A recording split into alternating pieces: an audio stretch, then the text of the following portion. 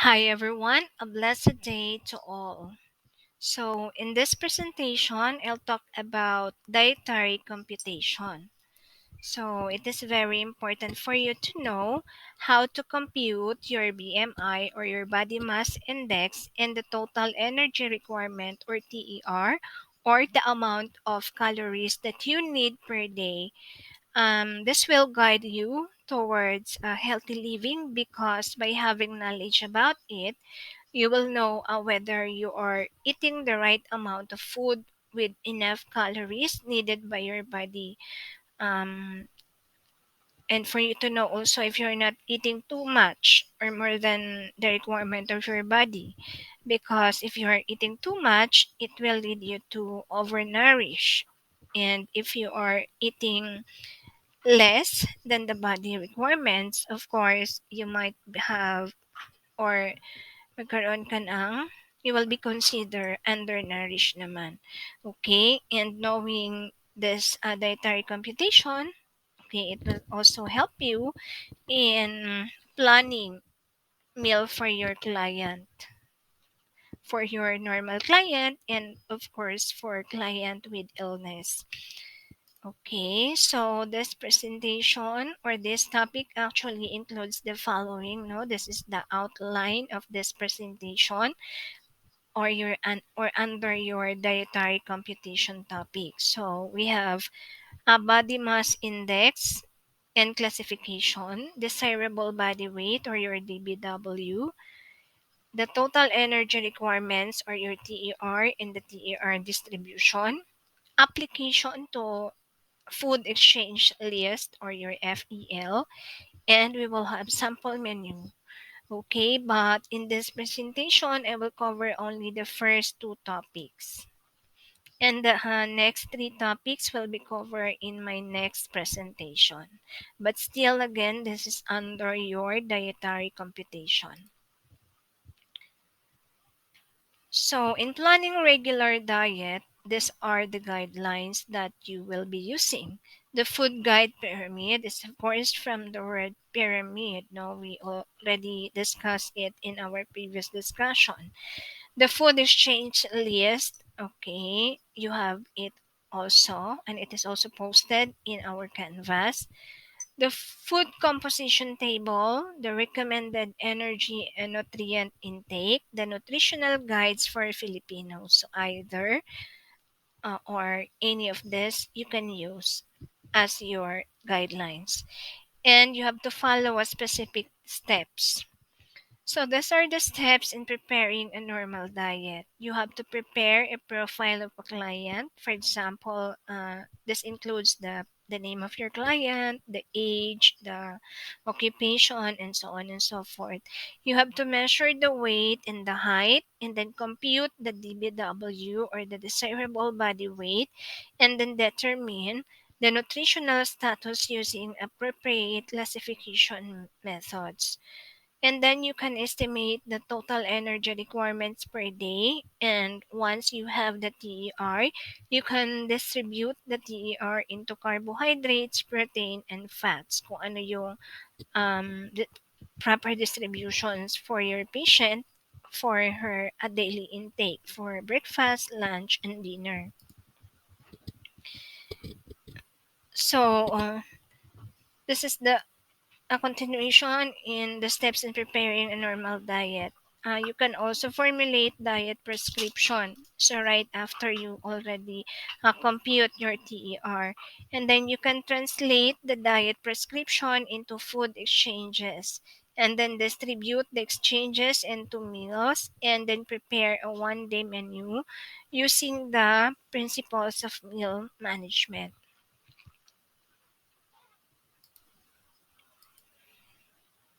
So, the step one, prepare a profile of the client. You have to collect the basic information such as the following. For example, the age of the client, 20 years old, sex, female, occupation, medical student, food likes, grilled, sauteed vegetables, and broiled fish. Food dislikes, sour foods, or anything with bagoong. And the food allergies, nothing. So the step 2, measure the height and the weight. For the height, you have to attach the steel tape or measuring device against a smooth, straight wall. And then you can ask the client to remove any footwear, socks, hair clips, and etc. Then you let the client stand as erect as possible and make sure that the buttocks, the shoulder blades, and the back, the heels are touching the walls. Then ask the client to take a deep breath during the measurement. Let the wooden headboard touch the crown of the head. Read the height measurement at the eye level and record it to the nearest zero point 0.1 centimeter. And in weight naman, encourage the client to wear light clothing and to empty their pockets and remove any unnecessary objects and to remove their footwear and socks. You can also ask the client to stand on the middle of the platform with the hands on the side and then record the weight to the nearest zero point 0.1 kilogram. So let's proceed to step 3. Compute and determine the nutritional status. So you have to compute for the desirable body weight, known as healthy body weight or ideal or standard body weight. It is also described as the appropriate weight based on the individual stature. So, the common method used to determine the DBW are the following: the Tannhauser's method, the derived formula based on BMI or body mass index, the INDA formula, and the less common methods as follows: the Adore Judicious method, Dr. Fernando's method, and Hamri's method. Um, Okay, for body mass index, you have to note that this is the key index for relating a person's body weight to his or her height. It uses a mathematical formula that takes into account both a person's height and a weight. And this is the formula that we will be using in computing for your BMI. So there is two formula, USA and the metric. For BMI, using the USA formula, you can use this one or the other one. But mas madali kong na-memorize itong nasa taas, 703 plus weight in pounds and then multiplied in weight in pounds and divided by height squared, no, in inches. Okay, I have here an example in the following slides later. Okay. But once you were able to compute your BMI or the BMI of your client, you can now categorize it according to this. Now, kapag below 18.5, that refers to underweight. So, the normal here is 18.5 to 27. And above 27 to 30 is already considered overweight. Okay, above 30 to 34.9 is already considered obese 1, and 35 to 39.9 is considered obese 2, and above 40 is extremely obese already. So these are the classifications. Okay, so another formula is the end up formula. So gives the closest approximation of the desirable BMI as well as the midpoint of FNRI range of reference weights. So FNRI stands for Food and Nutrition Research Institute, no?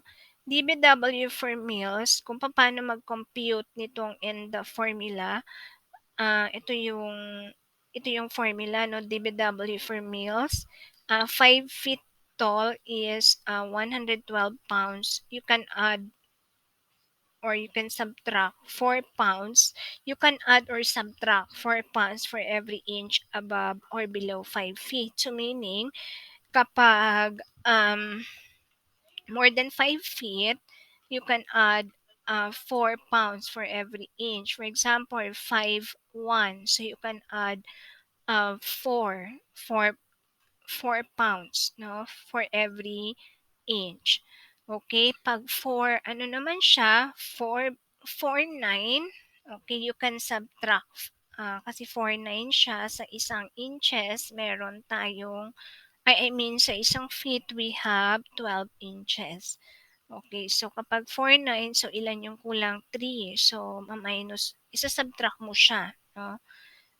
So, kung 3 yun, so 3 times 4, so that's 12. Okay? So, may mga example tayo later in the next slides. Okay, for females naman, DBW, computing it kapag 5 feet tall, no, automatic na kaagad yung 106 pounds. And then you can add or subtract 4 pounds for every inch above or below 5 feet. So it's the same. Kaso magkaiba lang sila dito.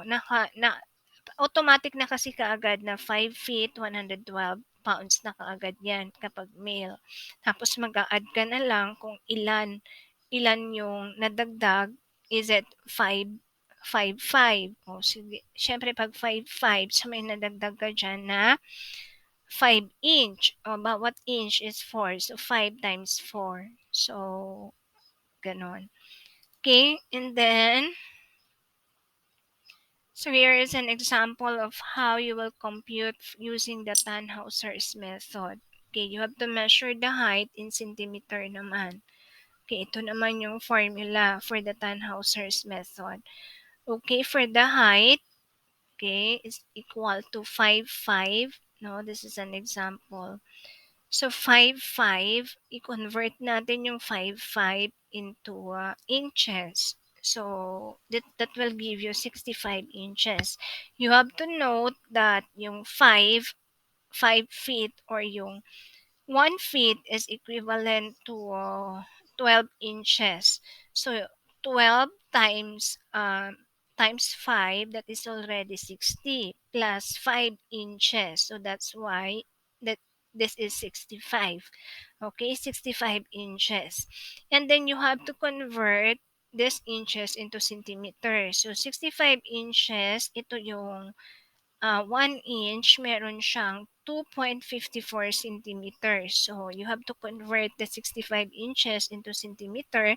So, that will give you 165.1 cm. And then, you have to deduct from the measurement the factor 100. And the difference is the DBW in kilograms or IBW. Okay. So, kung meron kang 165.1, so this 100 here is already constant. So, minus 100 cm. So, you have 65.1 cm. So, this will be automatic kilograms na kagad na yan.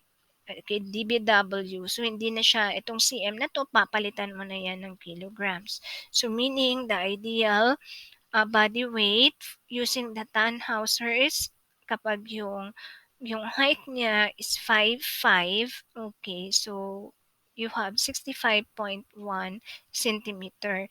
So, ano yung napansin mo with the Tannhausers, no? Hindi siya nagko-consider whether male or female.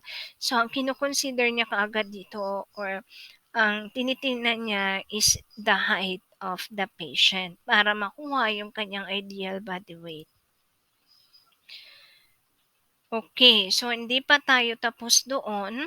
Para makuha mo yung pinaka-body weight niya, you have to deduct kasi nasa Pilipino tayo, no? Filipino patient. No? For Filipino patient, you have to deduct 10% from computed DBW.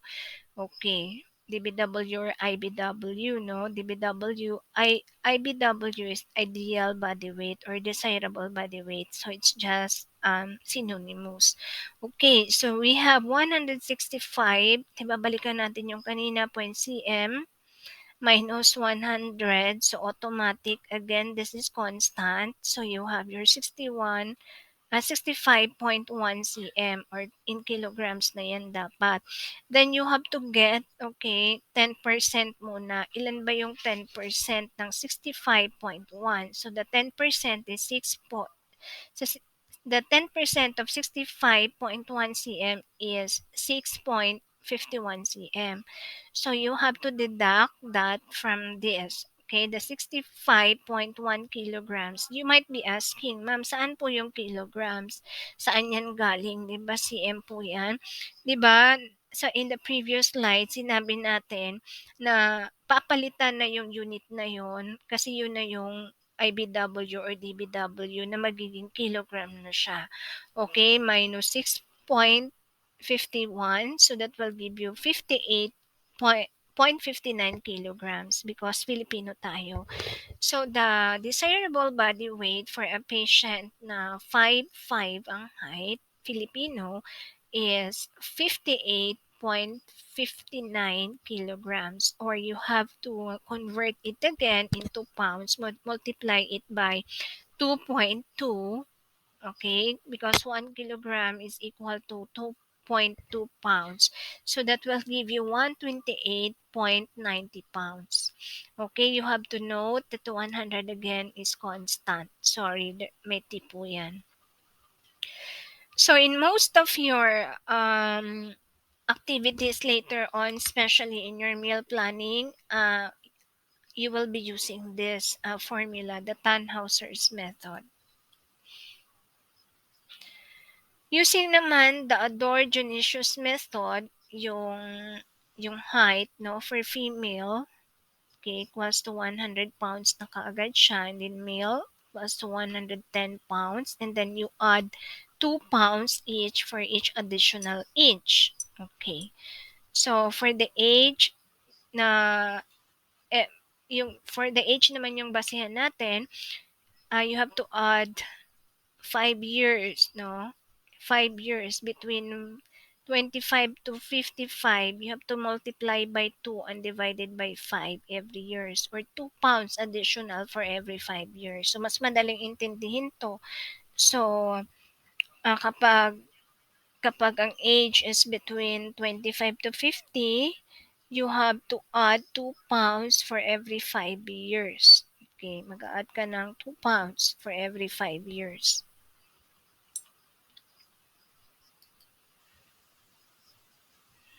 Example, okay, DBW of a 45 years old male. Okay, 5'4" tall. So, kunin muna natin yung kanyang height. Yung height niya is 5 feet. Okay.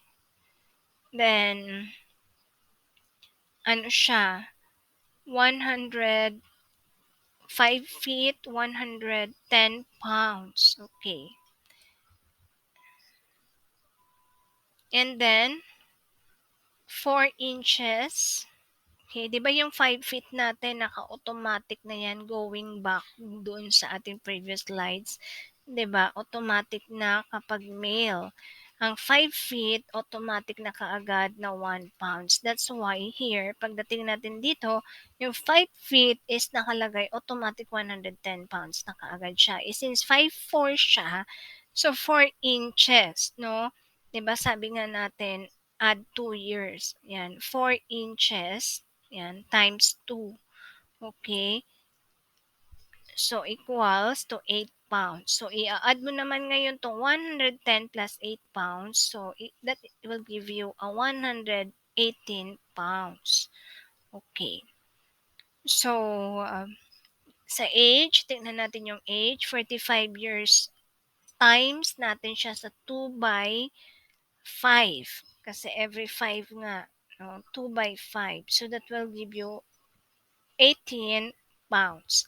So, i-add natin itong 18 pounds and ito yun, no, the 18 pounds and yung nakuha mo sa height niya.